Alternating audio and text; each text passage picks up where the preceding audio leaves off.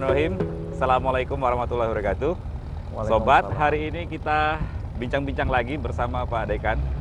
Bincang-bincang bersama Dekan. Hari ini kita ditemani oleh Bapak Kurniawan SPI MSI. Beliau saat ini menjabat sebagai Ketua Program Studi Manajemen Sumber Daya Perairan. Sobat, saat ini Fakultas Pertanian, Perikanan, dan Biologi kita mendapatkan dua program studi yang baru. Yang pertama adalah program studi S1 Perikanan Tangkap, dan yang kedua adalah S2 Magister Ilmu Pertanian. Maaf. Hari ini kita fokus ke perikanan tangkap awal ya. Ya, betul, Pak. Jadi mungkin di kita masih ada yang belum begitu memahami program studi yang baru ini seperti apa sih. Nah, untuk itu coba kita diskusi dengan Pak Awal. Ya. Kita akrabnya memanggilnya Pak Awal gitu ya. Ya. Karena beliau adalah selaku motornya nih dalam mendirikan program studi perikanan tangkap. Apa kabar Pak Awal? Sehat Pak, alhamdulillah. Alhamdulillah ya. Selamat pagi Pak. Pagi. Jadi gini Pak Awal, ya. Kita pengen tahu nih sebenarnya dunia perikanan tangkap ini seperti apa Pak Awal? Mungkin bisa cerita Pak Awal. Baik, saya cerita mulai dari kondisi geografis kita dulu Pak ya. Jadi kita provinsi kepulauan dengan potensi perikanan yang luar biasa. Kemudian kita juga memiliki 50.000 nelayan Pak.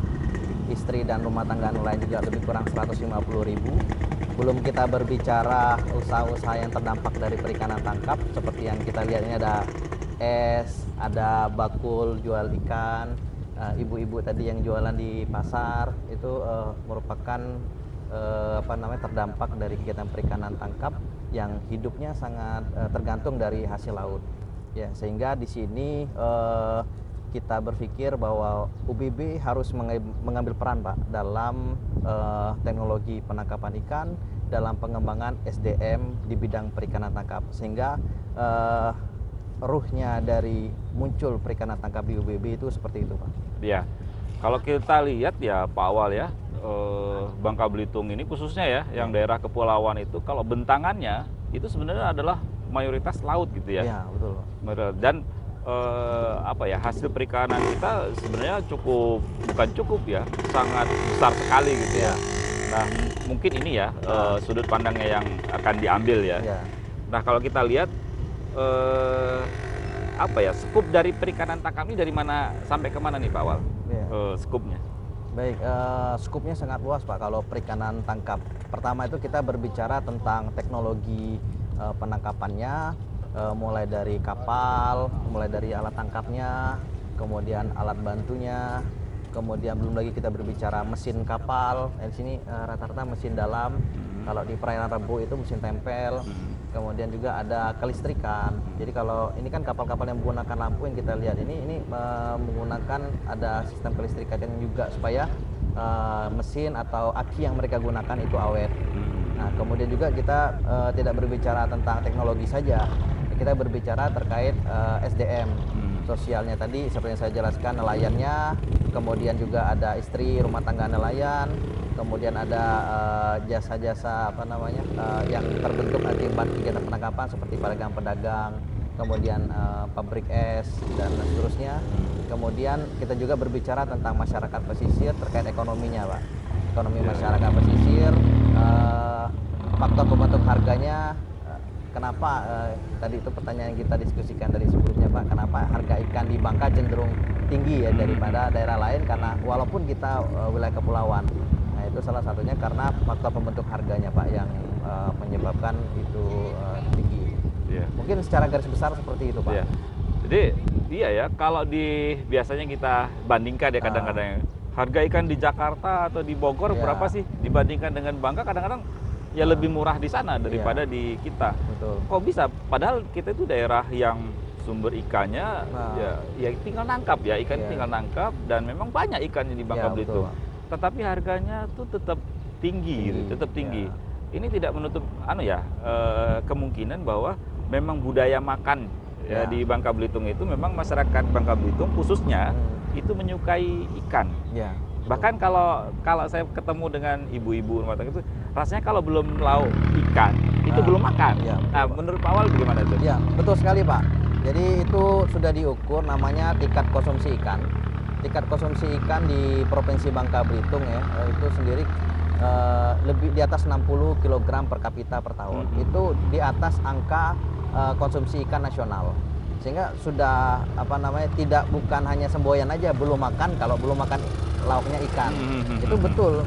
Karena dilihat dari angka tingkat konsumsi ikan tinggi dari angka tingkat konsumsi ikan nasional. Nah, kemudian terkait konsumsi juga kita juga pasti berbicara tentang kesegaran juga Pak, mutu ikan, hasil tangkapan, mulai dari ikan itu tertangkap di atas kapal ya. Kalau tripnya 7 hari, selama 7 hari, hari ke-7 ikan yang tertangkap di hari pertama itu tentunya mengalami penurunan mutu. Nah, itu harus ada metode untuk menekan penanganannya dalam penurunan mutu. Kalau di saya mungkin di pertanian itu pasca panen. Ya, betul itu Pak. Pasca panen. Jadi skupnya bukan sekedar menangkap sebenarnya tetapi juga sampai ke penanganannya, bagaimana dia ikan tetap segar sampai akan dikonsumsi atau akan diolah. Ya, begitu betul, ya. Ya.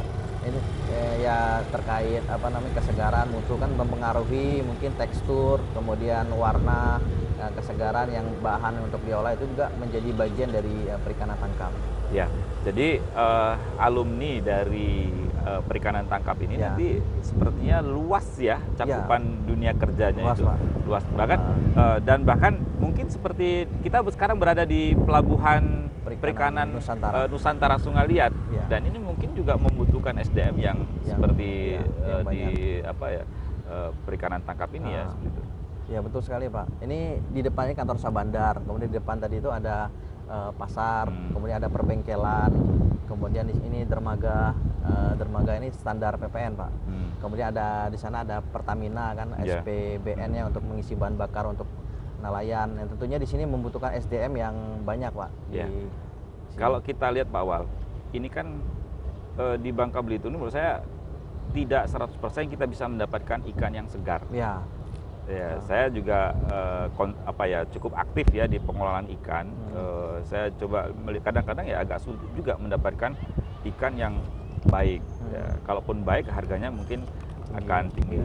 Nah, menurut saya, pandangan saya ini memang kita masih ada kesenjangan ya dari sisi keilmuan untuk penanganan ikan ini. Tapi menurut Pak Awal gimana pengamatan Pak Awal? Apakah memang demikian kondisi kita saat ini atau bagaimana? Ya, memang seperti itu Pak, karena sifat dasar dari ikan ini kan mudah busuk Pak ya, mudah rusak. Dominasi protein gitu. Ya, sehingga penting sekali dalam penanganan mutu tadi seperti yang saya sampaikan, mulai dia naik ke atas kapal itu seharusnya sudah ada QC-nya, quality control-nya. Memang ada SDM yang menangani itu di atas kapal. Selama proses tripnya 1 minggu misalnya itu ada penanganannya. Kemudian sampai ke pelabuhan ini, bongkarnya pun ada penanganan quality control-nya. Sampai ikan itu disortir, entah itu dijual lokal ataupun untuk diekspor. Tentunya ada bagian quality control-nya. Ya. Gini Pak Awal, misalnya kita di FPPB itu sebenarnya ada prodi yang lain ya, seperti manajemen sumber daya perairan, kemudian ada aquaculture dan ilmu kelautan. Nah, mungkin nih masyarakat tuh agak sedikit sulit membedakan ini. Ini kan perikanan, kedepannya perikanan. Sama, SPI. Sebenarnya bagaimana sih posisinya perikanan tangkap ini dibandingkan dengan prodi-prodi yang saya sebutkan tadi? Jadi manajemen sumber daya perairan, perikanan tangkap, sama aquaculture Pak ya. Kalau di MSP sendiri itu kita memiliki base yaitu Forum Dekan. Forum Dekan ini sedikit teori Pak ya. Kesepakatan itu manajemen sumber daya perairan ke arahnya manajemen yaitu konservasi. Nah, konservasi di sini merupakan pengambilan keputusan dengan berbagai data-data yang baik, sehingga penetapan wilayah tersebut ini zona tangkap, oh ini zona budidaya, oh ini kawasan konservasi, ini kawasan wisata.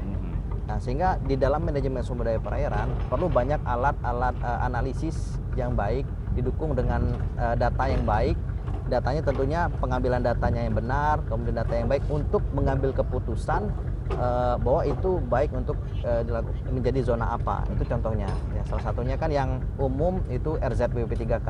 Di RZBP3K itu banyak zona yang ditetapkan. Nah, kemudian setelah jadi zona tangkap misalnya, baru perikanan tangkap masuk. Perikanan tangkap masuk dengan SDM-nya, dengan teknologinya menangkap ikan yang ramah lingkungan. Nah, begitu juga aquaculture. Sudah jadi zona aquaculture, baru masuk aquaculture dengan zona dengan SDM dan teknologi budidayanya. Perikanan tangkap kita berbicara mulai dari praproduksinya, Pak. Kemudian produksi sampai ke pemasaran. Itu yang scoop dalam perikanan tangkap. Nah, dalam praproduksi itu ada dermaga seperti tempat kita syuting sekarang ini dermaga, kemudian ada SPDN, tempat pengisian bahan bakar, ada tempat pelelengan ikan, ada juga perbengkelan, ada juga di sini ada kantor usaha bandar, ya, kemudian juga ada pasarnya. Nah, itu bagian dari sarana prasarana, termasuk yang kita lihat ini sedang bongkar es, ya, es untuk tadi itu menjamin mutu ikan tetap terjaga. Nah, itu bagian dari praproduksinya. Kemudian kegiatan produksi itu terkait kegiatan penangkapannya. Kita berbicara teknologinya, kita berbicara alat bantunya, kita juga berbicara terkait SDM-nya, metode-metode penangkapan yang tentunya tujuannya dengan ramah lingkungan. Ramah lingkungan itu yang pertama itu legal, sesuai dengan administrasi yang ada, memiliki kartu nelayan, SIUP, SIPI, SIKPI, sehingga dikatakan legal. Kita naik motor aja kalau legal itu ada SIM, SNK, pakai helm. Nah, itu sama seperti itu, kita memiliki kelengkapan administrasi sehingga kita dikatakan legal. Kemudian menggunakan alat-alat tangkap yang ramah lingkungan. Ada 10 kelas alat tangkap. Ada 2 yang kategori tidak ramah lingkungan. Yang menurut Permen KP nomor 2 tahun 2015 itu alat tangkap pukat tarit dan pukat hela, itu merupakan alat tangkap yang tidak ramah lingkungan. Ada aturannya sehingga kita memastikan bahwa kegiatan penangkapan itu legal dan menggunakan alat tangkap yang ramah lingkungan, serta penanganan mutu di atas kapalnya juga baik untuk menjamin mutu ikan tadi. Itu untuk perikanan tangkap, ya. Ketika sudah ditetapkan oleh teman-teman dari MSP zona penangkapan. Nah, kemudian zona budidaya, tentunya teman-teman budidaya perairan masuk dengan teknologi dan SDM-nya untuk memenuhi kebutuhan konsumsi masyarakat budidaya. Kurang lebih seperti itu, Pak, gambaran manajemen sumber daya perairan, aquaculture dan perikanan tangkap. Jadi dia jelas ya posisinya Pak Awal ya. Jadi dia bagaimana menangani ikan setelah akan ditangkap, betul, penangkapan, kemudian penanganan gitu ya, sekupnya. Jadi sebenarnya juga harusnya menurut saya, pandangan saya di perikanan tangkap ini bukan sekedar membicarakan itu, tetapi bagaimana kelestarian laut ya. Ya, betul. Kan kalau ini bayangan kami yang bukan orang kelautan ya, orang bukan perikanan, masa sih betul ikan itu nggak habis-habis di laut? Pasti kalau misalkan dieksploitasi begitu besar secara masif, tentunya ya akan berkurang. Nah, apakah demikian atau bagaimana? Itu kan menyangkut metodenya ya, yang benar-benar ramah lingkungan itu seperti apa? Apakah itu juga merupakan hal yang dipelajari di prodi ini? Ya, betul sekali, Pak. Itu malah utama juga, Pak, mata kuliah utama juga yang dipelajari namanya dinamika populasi. Nah, di mana kita melihat berapa sih stoknya, berapa yang bisa dimanfaatkan, ya, kemudian berapa yang kita sisakan untuk memijah kembali. Nah, di mana lokasinya, fishing groundnya, itu semuanya dipelajari. Termasuklah di situ perilaku ikan ya? Ya, tingkah laku ikan. Ya, kita sesuaikan alat tangkapnya dengan tingkah lakunya. Kalau kita mau menangkap ikan karang, ya tentunya dengan alat tangkap jenis bubu. Sepertinya, memang harus kita ketahui ya. Diskusi di awal tadi, Pak, saya jadi menarik ya. Ternyata di metode penangkapan beda intensitas cahaya yang digunakan dalam penangkapannya juga menunjukkan jenis ikan yang akan ditangkap gitu ya. Betul sekali, Pak. Jadi ketertarikan ikan juga terhadap cahaya juga itu menjadi bahan kajian.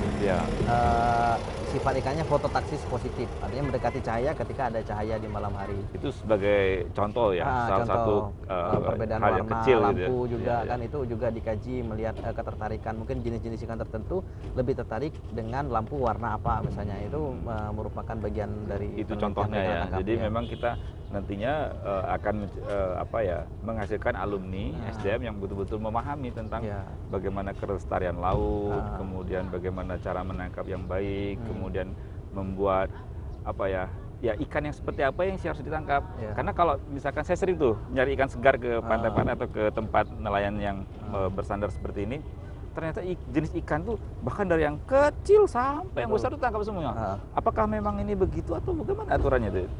Ya, Ada aturannya nggak sebenarnya? ya, kalau dalam dinamika populasi itu ada Pak yang namanya istilah ikan yang pertama kali layak tertangkap. Jadi ketika di bawah ukuran itu seharusnya tidak tertangkap. Apa yang dilakukan yaitu pengaturan mesh size alat tangkap, mata jaringnya disesuaikan dengan ikan target utamanya, yang harapannya memang yang tertangkap itu ikan-ikan yang layak tangkap. Dan itu yang dikaji di Iya, prodi ini. betul, dilihat apa namanya, dikaji di perikanan tangkap. Satu lagi Pak Awal, yang menarik menurut saya itu adalah sisi kewirausahaan. Nah, ya betul Pak. Kalau kita lihat ya nelayan-nelayan ini bukan PNS. Ya betul. Nelayan-nelayan ini bukan bekerja di apa ya, struktur formal negara gitu ya. Tetapi kalau lihat harga satu kapal aja berapa juta?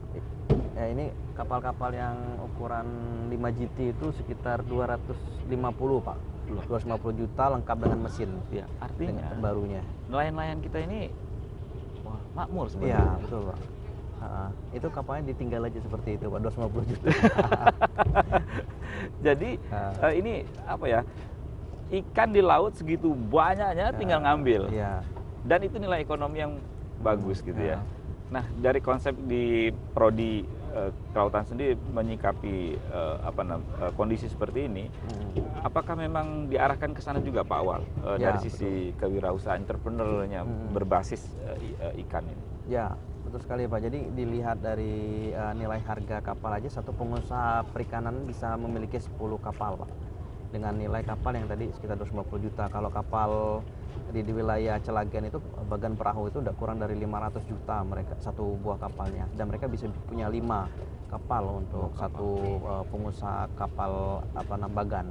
Dan itu kalau lagi musim 3 bulan 4 bulan bisa balik modal dengan modal 1,5 miliar tadi. Luar biasa ya potensinya. Ya, luar biasa potensinya. Nah, tinggal kita bagaimana memanfaatkan sumber daya yang ada ini dengan sesuai dengan kebutuhan kita Pak. Ya. Kebutuhan kita, berapa kita butuh, berapa permintaan ekspor. Kita itu bisa jadi provinsi bubble, bisa jadi Indonesia, berapa kebutuhan kita, kemudian berapa permintaan pasar ekspor kita penuhi. Nah, itu menjadi bagian dari kita, sehingga kita tidak tanpa batas memanfaatkan sumber daya ikannya.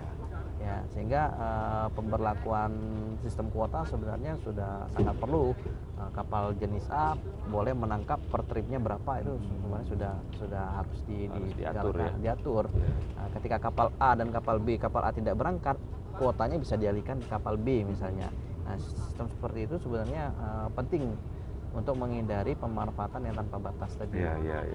Sehingga kita terkontrol berapa yang kita manfaatkan, berapa stok yang kita miliki, kaitannya dengan stok. Nah, itu juga kaitannya dengan harga juga. Harga itu lebih bisa dikontrol, usaha perikanan tangkap lebih menjanjikan, fluktuasi harga juga, yang mana perikanan ini penyumbang inflasi tertinggi, salah satu penyumbang inflasi tertinggi terutama di wilayah kita, wilayah kepulauan. Karena kita wilayah kepulauan ini ketika musim harganya rendah sekali, ketika tidak ada stok harganya sangat tinggi. Keterbatasan kita itu kalau di wilayah kepulauan. Hampir semua komoditas sama, terutama ikan juga. Ketika ikan yang melimpah, tidak pembelinya sedikit, ya tentunya akan drop. Nah, ketika tidak ada, merupakan bahan baku utama suatu rumah produksi, tentunya harganya akan sangat tinggi. Bahkan bisa diambil dari provinsi lain untuk bahan baku makanan seperti getas, kretek, terasi. Itu kalau bahan bakunya sedikit itu diambil dari provinsi lain, sehingga fluktuasi harganya sangat tinggi sekali. Baik. Jadi mungkin bisa saya simpulkan Pak Awal ya, Ya. program studi perikanan tangkap ini sangat menjanjikan. Ya.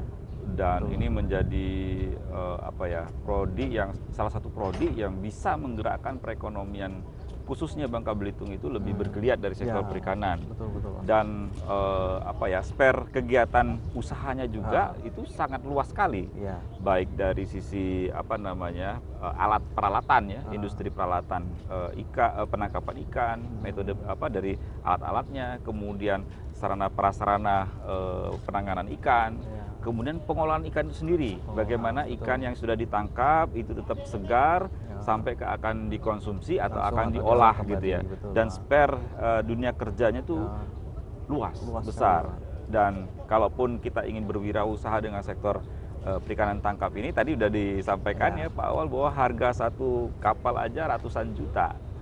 Jadi ya mungkin di awal nggak bisa langsung seperti itu Pak Awal ya, Betul. untuk berusaha di situ, tapi bisa mengarah ke sana. Ya. Dan ini baru kita bicara skup yang lokal, Ya. belum lagi nanti kalau dia ekspor, ya kan, Ya. dan itu luar biasa.